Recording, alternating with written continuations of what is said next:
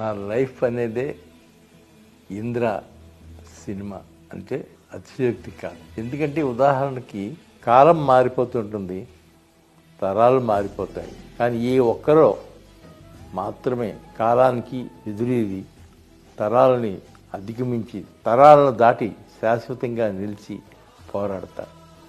అలాంటి వ్యక్తే మెగాస్టార్ చిరంజీవి గారు. ఆయనతో ఈ చిత్రం నిర్మించడం నా అదృష్టం. చిరంజీవి గారిని ఎక్కడో ఇంత అదృష్టవంతుడిని పిలిచి పట్టుకోవటం అనేది నా వల్లే అయ్యింది అనుకుంటాను నేను. థ్యాంక్స్ చిరంజీవి గారు. తొందరలో మీతో 5వ చిత్రం కూడా నిర్మిస్తాను, అది నేను శాశ్వతంగా మాటిస్తాను. దర్శకుడు బి గోపాల్ నాకు తమ్ముడు లాంటాడు. ఒక చిత్రం పనిచేసాం, ఆ తర్వాత మళ్ళా ఈ చిత్రాన్ని తనే డైరెక్ట్ చేయమని నేను అడిగితే తప్పకుండా సార్ నాకు అంత అదృష్టం అని వచ్చి చేశాను. మణిశర్మ నేనే మ్యూజిక్ డైరెక్టింగ్ చేసింది.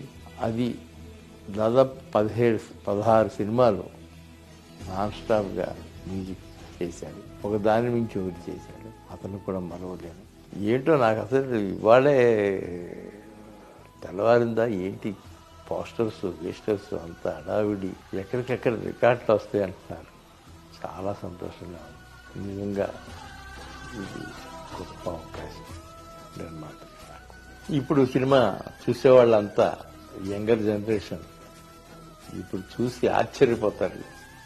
చిరంజీవి గారు ఇంతటి నటుడా అని.